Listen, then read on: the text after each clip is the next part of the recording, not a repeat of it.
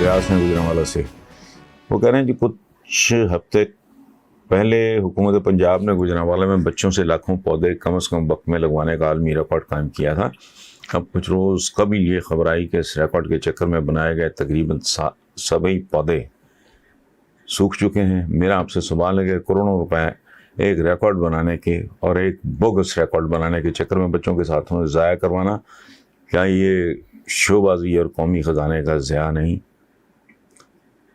بلاول ریاض صاحب، آپ 100% درست کر رہے ہیں، اور میں 1,00,000 لعنت بھیجتا ہوں ان لوگوں پہ جنہوں نے یہ کام کیا، بشرطے کہ آپ کی اطلاع درست ہے۔ اگر آپ کی خبر درست ہے تو لعنت ہو ایسے لوگوں پہ۔ میں اپنے طور پہ پروب کروں گا۔ میرے پاس آج ہی اتفاق سے کچھ سینئر گورنمنٹ آفیشلز آ رہے ہیں، میں ان سے پوچھوں گا کہ جی مجھے ذرا چیک کر کے بتائیں، اگر یہ بات ٹھیک ہے تو پھر انشاءاللہ ان کو اور کچھ نہیں تو بے نقاب ضرور کریں گے۔ مریم نواز اپنے بیانیے کی وجہ سے نون لیگ کی ساکھ خراب کر چکی ہیں۔ بلاول ابھی اقتدار سے بہت دور نظر آتے ہیں، تو ایسی صورتحال میں اگلے عام انتخابات میں عمران خان کا مقابلہ کس سے ہوگا؟ حاتم صاحب، پہلی بات تو یہ ہے کہ آپ کا یہ جملہ جو ہے کہ مریم نواز اپنے بیانیے کی وجہ سے نون لیگ کی ساکھ خراب کر چکی ہیں، میں دیانتداری سے آپ کو عرض کروں، نون لیگ کی ساکھ کبھی تھی ہی نہیں۔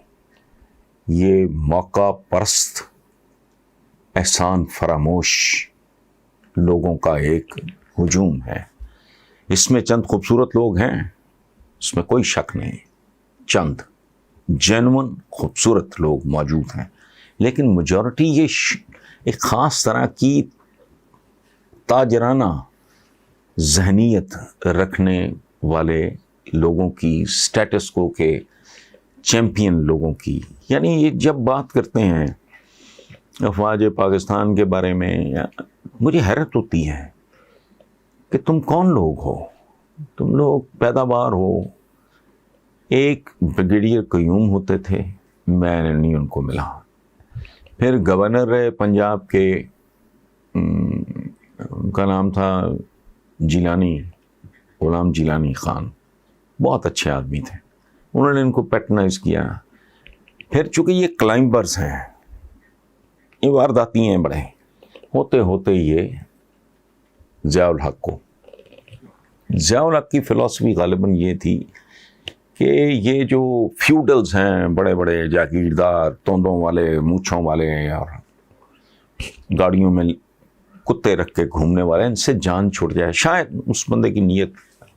تو ایک اربن فیملی، ایک انٹرپرائزنگ قسم کی فیملی جو کاروبار وغیرہ انڈسٹری میں ہے، ان کا نوجوان، لیکن سوچ شاید اس کی ٹھیک تھی، بندہ منتخب جو اس نے کیا، اس کے زندگی میں ٹارگٹس ہی اور تھے۔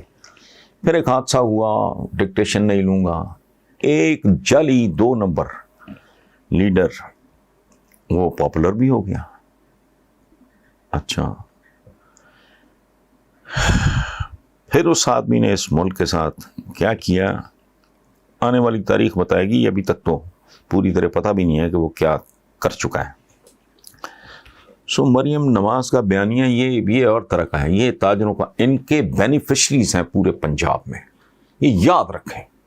یہ وہ لوگ ہیں جنہوں نے ہاسپٹلز کی کینٹینز بھی 8-8 10-10 کے گروہوں کو ایک بندہ آگے کر کے باقی دے کے ان کو نوازا۔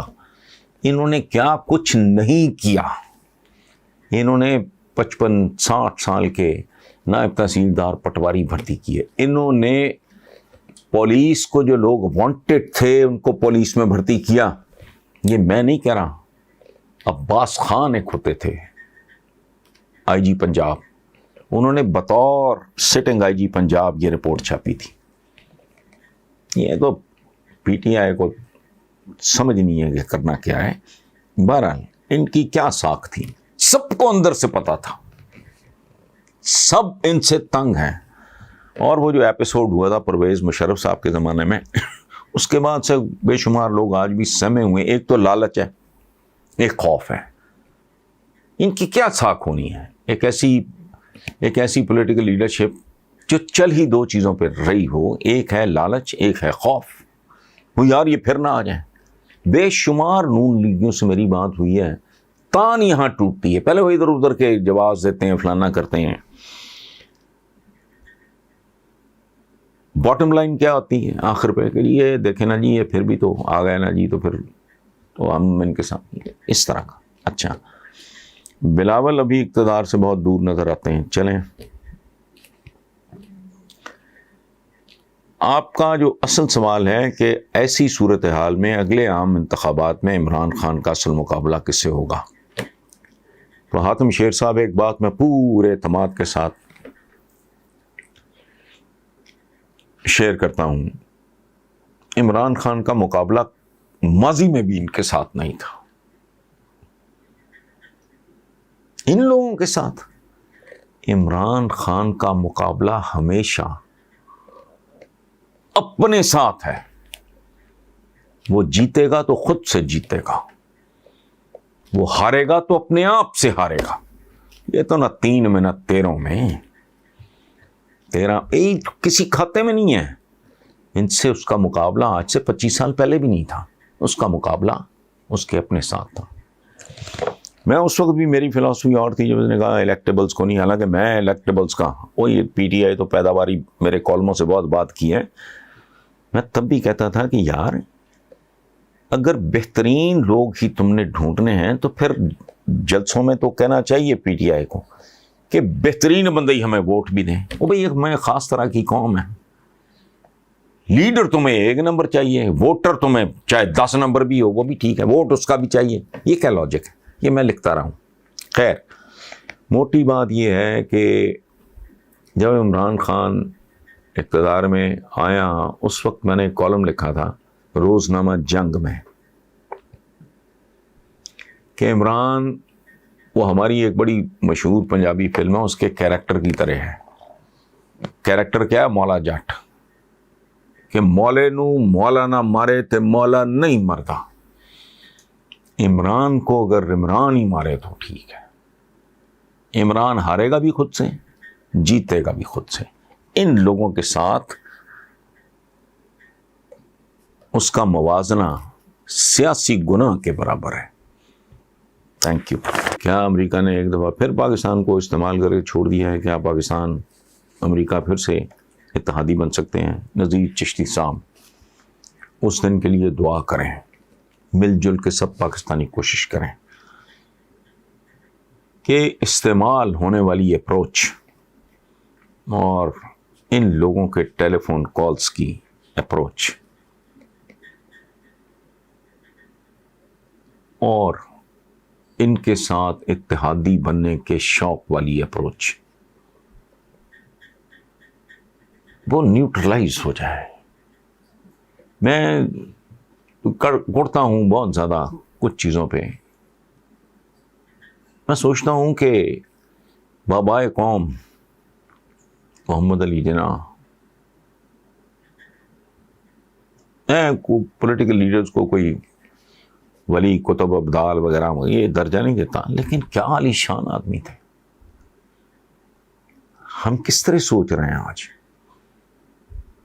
ان کو تو ایروگنٹ سمجھا جاتا تھا, مغرور کہتے تھے, حالانکہ وہ باصول تھے, گورے کو بھی جھاڑ دیا کرتے تھے.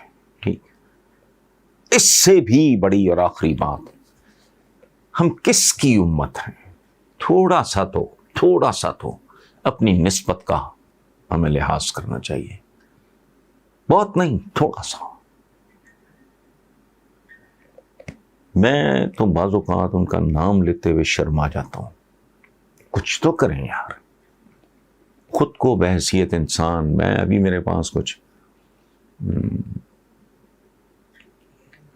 ینگ بیوروکریٹس آئے ہوئے تھے, تو میں نے کہہ رہا تھا کہ یار یہ مجھے کوئی توپیں چلانے کا تو فلانا کو سپر پاور بننے کا تو شوق نہیں, لیکن میں عالم اسلام کی حالت دیکھ کے اس بات پہ کڑتا ہوں کہ یار یا تو اپنی نسبت ختم کر دو. مجھے کوئی حرکت کرتے وقت, کوئی بات کرتے وقت, پرفارم کرتے وقت, کارکردگی کا مظاہرہ کرتے وقت مجھے اپنے باپ دادا کی نسبت مار جاتی ہے. یار ان کی نسبت, یہ اپروچ اللہ اس بندے کو توفیق دے جس کا نام ہے عمران خان، حوصلہ دے، ہمت دے، قوم کھڑی ہو، اپنے گرے بانوں میں جھانکیں۔ جہاں میں غلط ہوں مجھے کوئی تھوڑی شرم حیا کرنی چاہیے۔ میں کوئی آئیڈیل بننے کی بات نہیں کر رہا، کوئی رول ماڈل بننے کی بات نہیں کر رہا۔ ہم اپنے کرتوتوں، اپنے جو جنرل بیہیویئر ہے، ہمارا جو اوور آل ہمارا جو رویہ ہے، کیا وہ قابل ستائش ہے؟ سو اس لیے یہ اپروچ۔ میں نذیر چشتی صاحب، تھینک یو ویری مچ، آپ نے میسج بھیجا، لیکن یہ ہمارے لیے سیکنڈری ہو جانا چاہیے۔ جان توڑ محنت کریں، رائٹ ڈائریکشن میں محنت کریں، ادھر ادھر مت دیکھیں، خود کو بلڈ کریں۔ کوئی اوکھا کام نہیں۔ ہم سے 2 سال بعد رہا اور آزاد ہونے والے چینی دیکھ لیں، ہم سے کئی گنا بڑی آزادی، ہم سے کئی گنا زیادہ کردار میں گئے گزرے لوگ، وہ کہاں وہ تھریٹ بن کے ابھر رہے ہیں۔ ہم آج بھی یہ سوچ رہے ہیں اس کا فون آیا نہیں ہے، آ جائے گا جب ضرورت پڑے گی۔ یہ دنیا ضرورتوں کی ہے، یہاں عاشقی معشوقی یہ کوئی ہیر رانجھا کا ریلیشن شپ نہیں ہوتا، یہ لیلا مجنوں نہیں ہے، یہ شیریں فرہاد نہیں ہے۔ ملکوں کے درمیان معاملات ہوتے ہیں طاقت کی بنیاد پہ۔ تو بہرحال